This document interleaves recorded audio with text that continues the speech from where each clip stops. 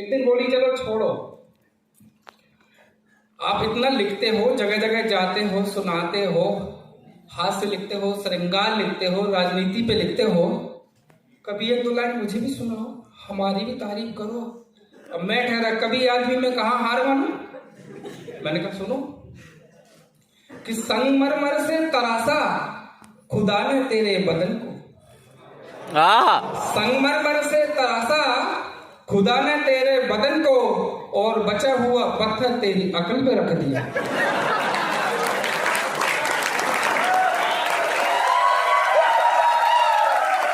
क्या बात है भाई साहब, उस दिन क्या था, वो दिन है और आज का दिन है, इशारों में बात हो रही है। तो मैंने हाथ जोड़े, मैंने कहा हे देवी, नस नस में बसी हो तुम, बस बस में नहीं हो। मैंने कहा पहली और आखिरी गलती समझ के माफ करो। एक गलती और हुई थी साहब, उनका जन्मदिन था, तो हमसे बोली कि गहने देना। हम कहा ठीक है। अब हम भूल गए, तो शाम को घर आए, बोले हम आपसे नाराज हैं, बात नहीं करेंगे। मैंने कहा क्यों? बोले हमने आपसे कहा था कि हमारे जन्मदिन पे गहने देना, और आपने दिया खाली डिब्बा। जानते हैं दोस्तों में कितनी शर्म आई हमें। तो हमने कहा शर्म ही तो औरत का गहना है बड़ी।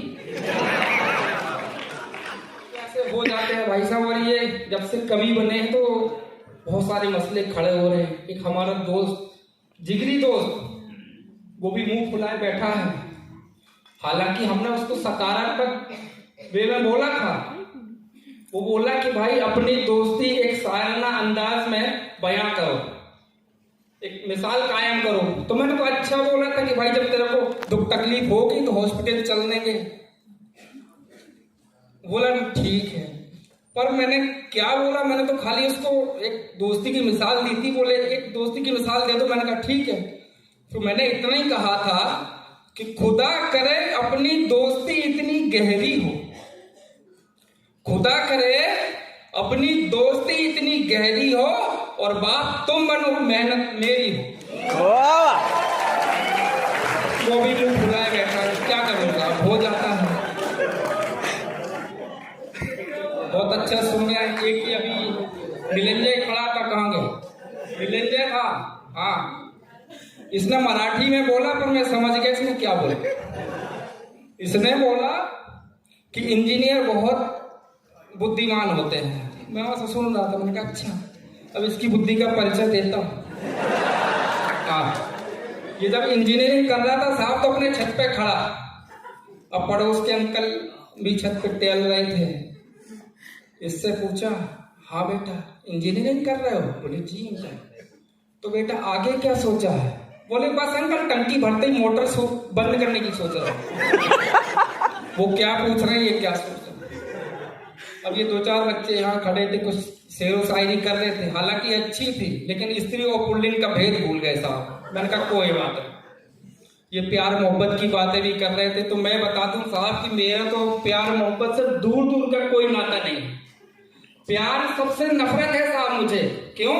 साबित करता हूं कि वो जो कहती थी कि मैं मर जाऊंगी तुम्हारे बिना, वो जो कहती थी कि मैं मर जाऊंगी तुम्हारे बिना, और कल ही तीसरा बच्चा हो गया उसका, वो भी हमारे बिना। ठोको ताली।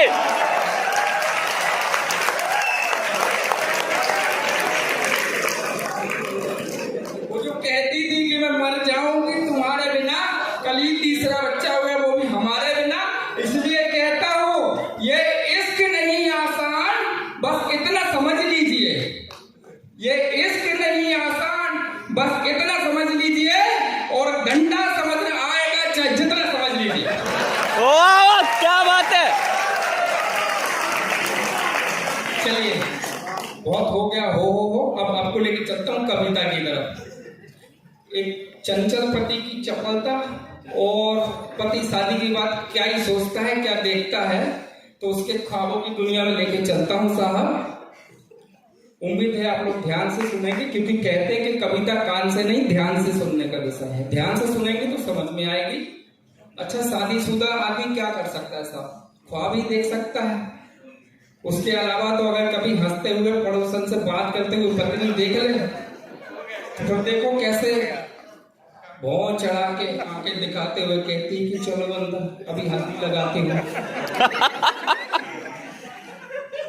वो कहता है कि हल्दी क्यों लगानी है, कहीं चोट थोड़ी लगी है। बोले अभी अंदर भी कहाँ चले हो। तो ये है साहब, फिर भी हम जैसे लोग देख लेते हैं, क्या करें। तो क्या ख्वाब देखते हैं कि ख्वाब में देख रहा था उसको, एक पति ख्वाब देख रहा है, ख्वाब में देख रहा था उसको, नींद अचानक टूट गई। वो नहीं सुनो, ख्वाब में देख रहा था उसको, नींद अचानक टूट गई। सपनों की हसीन दुनिया मेरी फिर वहीं पर छूट गई। अब उनके मतलब की बात है, कभी कुंवारे बैठे हैं, अब ध्यान से सुनना और कल्पना करना, मजा आएगा। अब देखिए ख्वाब में क्या देख रहा है, ख्वाब में क्या देख रहा है कि धीरे से था बुलाया मुझको, धीरे से था बुलाया मुझको, प्यार से फिर सहलाया मुझको। धीरे से था बुलाया मुझको, प्यार से फिर सहलाया मुझको। बोली मैं तो तुम पे मरती हूँ, क्या तुम भी मुझ पे मरते हो। बोली मैं तो तुम पे मरती हूँ, क्या तुम भी मुझ पे मरते हो।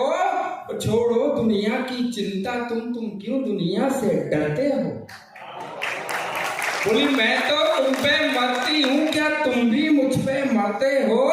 छोड़ो दुनिया की चिंता, तुम क्यों दुनिया से डरते हो। बस इतना कह दो मुझसे कि प्यार मुझी से करते हो। हाँ कहना था मुझको भी उसको, हाँ कहना था मुझको भी उसको, राह वहीं पर रूठ गई।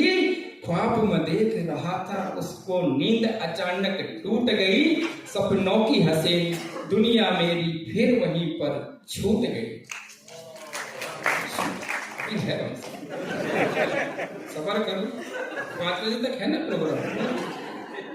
देखो समय याद मत दिलाओ तो मजा नहीं आएगा। अच्छा समय से याद आया साहब, एक समय हुआ करता था जब प्यार में लोग अमर होते थे। फिर थोड़ा समय बदला, प्यार में लोग अंधे होने लगे।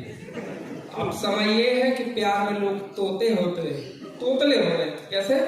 अल्लाह मेरा बाबू को अच्छा हो गया, मेरे बाबू ने खाना खाया। अच्छा मतलब ग्रुप होता है, मेरे बाबू ने खाना खाया। भाई साहब सीधे सीधे बोल रहे हैं, क्या है ये। चल रहा है, ठीक है, कोई बात नहीं। अच्छा ये जो ख्वाब देख रहे थे, अगर पति वगैरह देखते हैं भाई साहब, तो मैं आपसे बड़ा विनम्र निवेदन है कि मेरी कल्पना मात्र है, इस पर जरा सा भी अमल करने की कोशिश नहीं करना।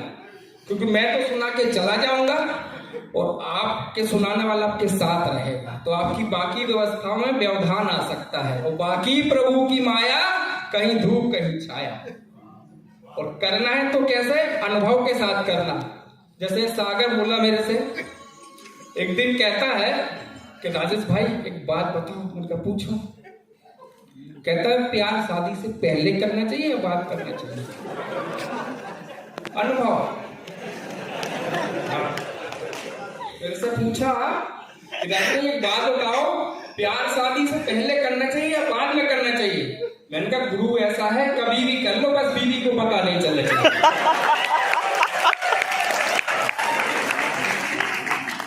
हाँ